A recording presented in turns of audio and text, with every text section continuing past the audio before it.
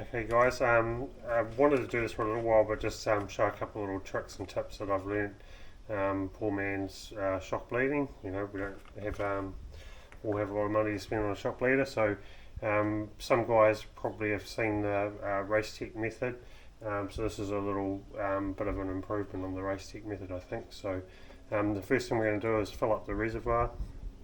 The main thing you want to just make sure you do is just don't be too aggressive when pouring the fluid, as it tends to aerate it, and you'll end up with a lot of little air bubbles in there. But we'll fill this up real full, right to the top.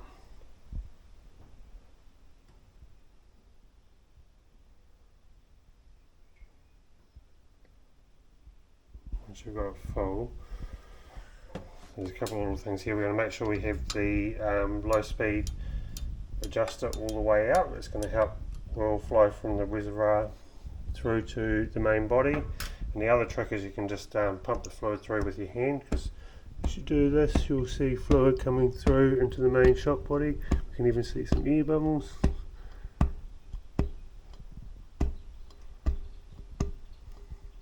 Pump it through. When you've got a good amount of fluid through into the main body, you know you've kind of bled the adjuster circuit. So it looks pretty good to me. Now we're going to put the bladder in, and so the thing with the bladder is it's not compressed, not overinflated, just in its kind of natural state. Make sure it's clean. Don't grease it. I've seen people do that. I'm not quite sure why they do that, but just natural state. We'll take it out of the vise for a minute. What we're going to do is we're going to see the bladder go in, and we're going to overfill the reservoir, so we'll make a bit of a mess, but it's all going into the sink. So once we've done that, we'll push it down, clean that up a little bit, so don't make too much mess. Come back over to the vise. Those are falling out. Now we'll sink this all the way home, push it right down.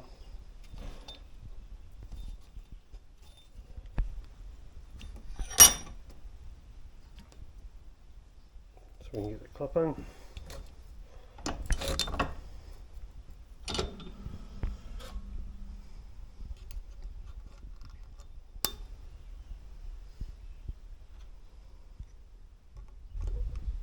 Just push your clip in, make sure it seats. Don't want to do a Kenny Roxon through the whoops.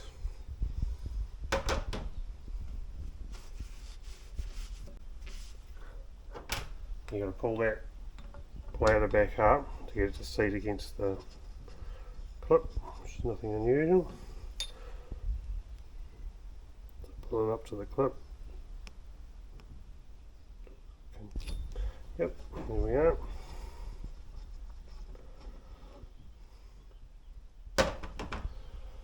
Done that, we're going to top up our body a little bit further. So again, don't be aggressive with the oil, just let it pour down the side of the body.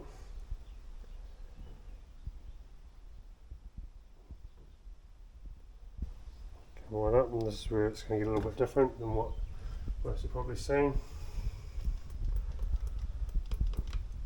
So you can pick these up. They're actually a toilet fitting. Any hardware store would probably have them. We're going to stretch this over the shock body. Steer it down. Like that. And we're going to get our other fitting. We're going to put that through. So now we've got all that extra space. And of course this is wider than the shock body. So again, we're going to top it up some more, pour it down the side. Like I said, we're just trying not to aerate the oil too much as we're doing this.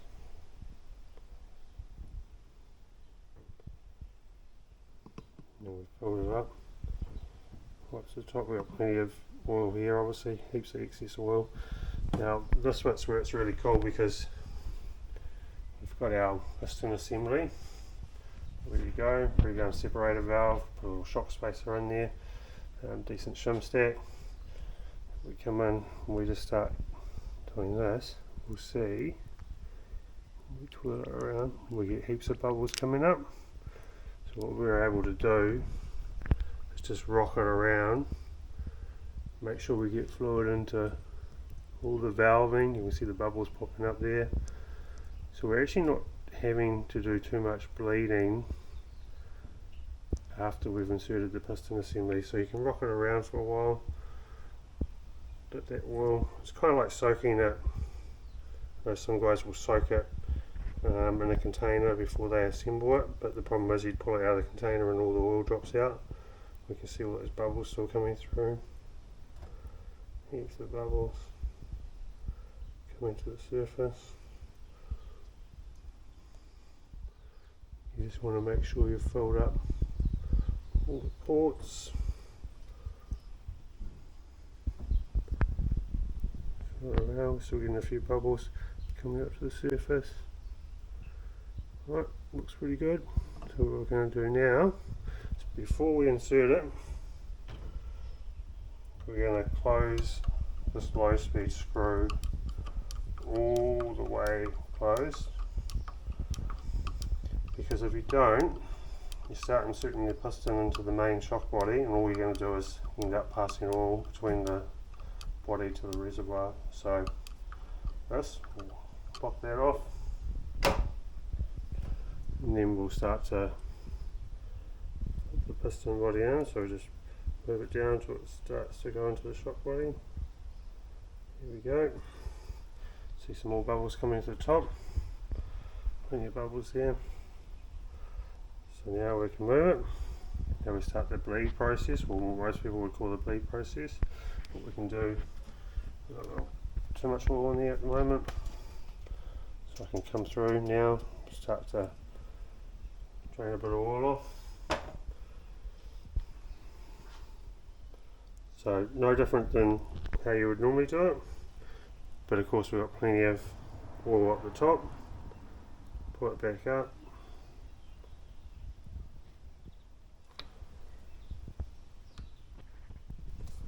Let's what we can do now, we can actually pull off our excess oil and remove one of these cups.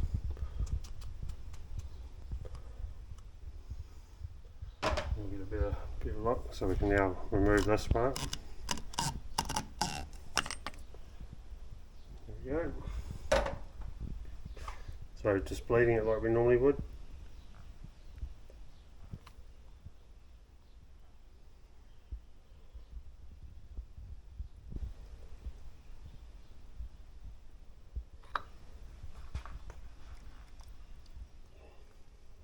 A few more bubbles coming through.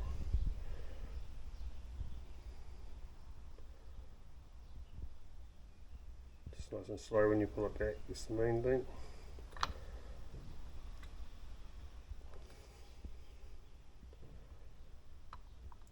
And because we've got that low speed clicker closed, which is the most important part, we're not just circulating the oil between the body and the reservoir, we're actually bleeding it through the main valve.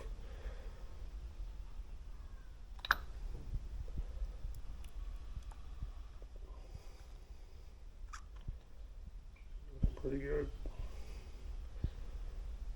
You're using the cup as you do most of the work before you even insert the piston into the main shock body. What we're going to do is get rid of our excess oil. Just put it back in the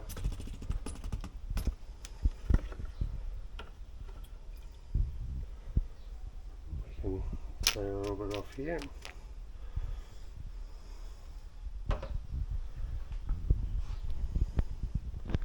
Break up any bubbles. Now another important part is obviously to do it this method you have to make sure everything's really clean, including the seal head. So we're going to drop the seal head down. This can get a bit messy. Drop the seal head down, remove some more oil.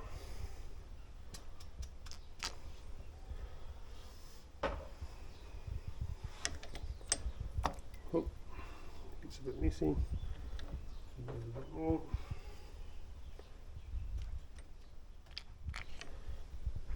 Now remember, we've still got the low speed compression adjuster closed, which means that if you try to push this all the way home, you're going to have a really hard time. But what we do is we've still got plenty of oil there, and we've had the O-ring seat into the main shock body, so we're just about together.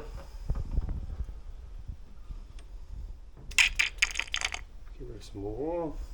Just grab my silly tool.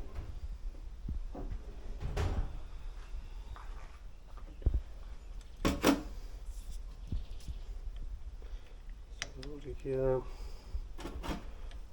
silly tool on. We're going to open up, so obviously it's all down to pretty much down to the O-ring. We're going to open up this low speed screw again, and then now we'll be able to get it to set all the way home. It's get messy.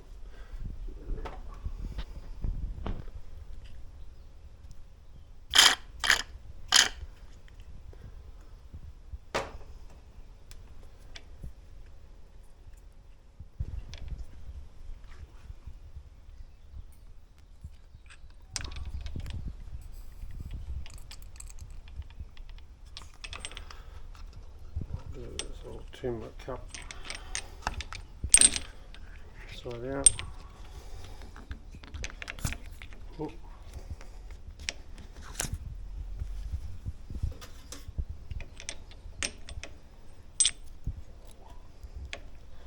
Put the top around. Oh.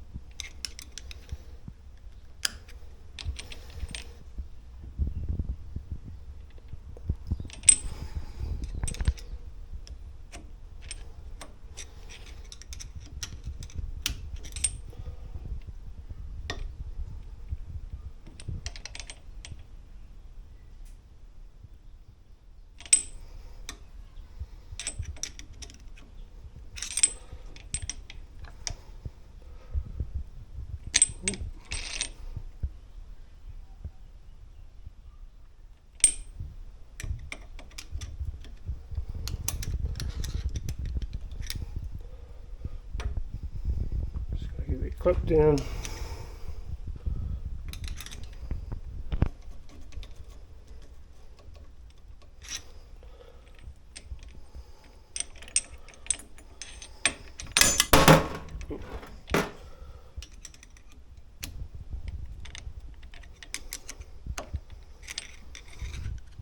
Make sure it's all the way home.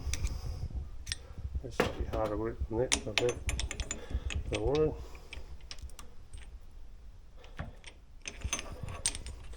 Now what you'll notice is we have quite a bit of pressure on the seal head, because obviously we've overfilled the shock, and that bladder will now be compressed. What we're going to do, we can remove this, which will just slide over.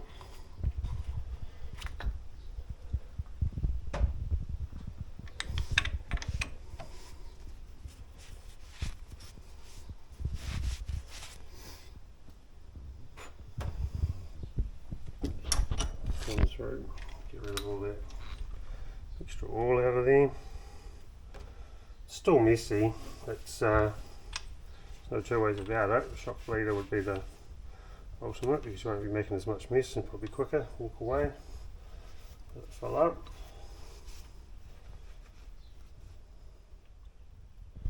Come back in, put in the vise,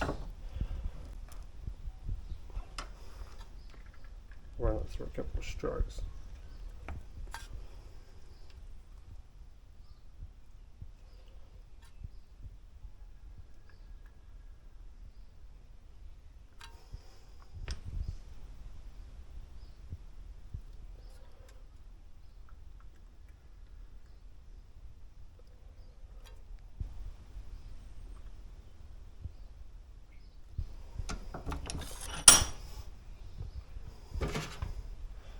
Now, because we've overfilled it with our compression adjuster at the highest spot, we're going to come back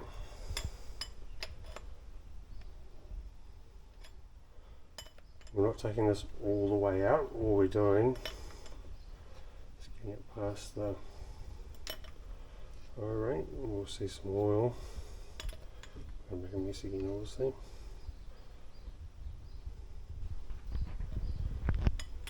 Know how good you bleed it, by how much air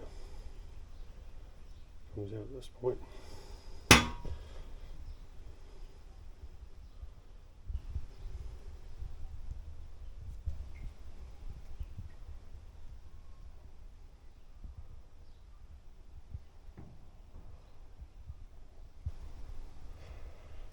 See oil coming out. Well, she did a pretty good job of bleeding that because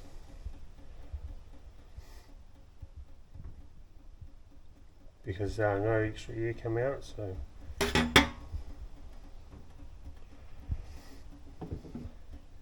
what you'd be looking to do is just once that stops sort of flowing out,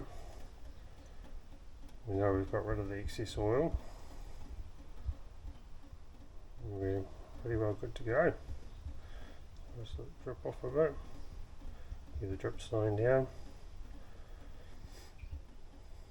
Obviously it's the bladder that pushes the fluid out because it's putting pressure on the oil. So once that bladder comes back to its natural state, the oil just slows down, stops coming out.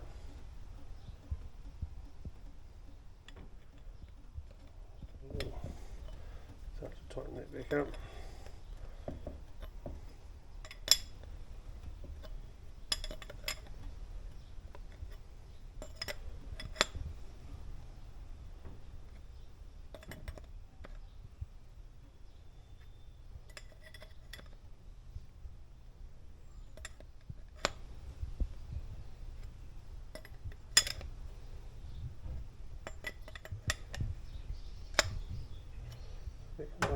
In a minute, we can just need a bit of a right clean.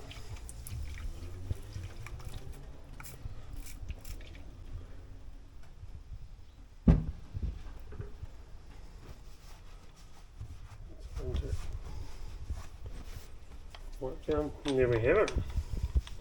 That's bled, ready to go. So obviously we've still got to pump it up full of nitrogen. We'll do that. I tend to run anywhere from 150 to sort of 170 psi pressure. We'd set the clickers, chuck the spring on. This one's had a reed valve.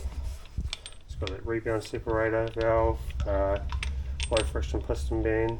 But yeah, good to go.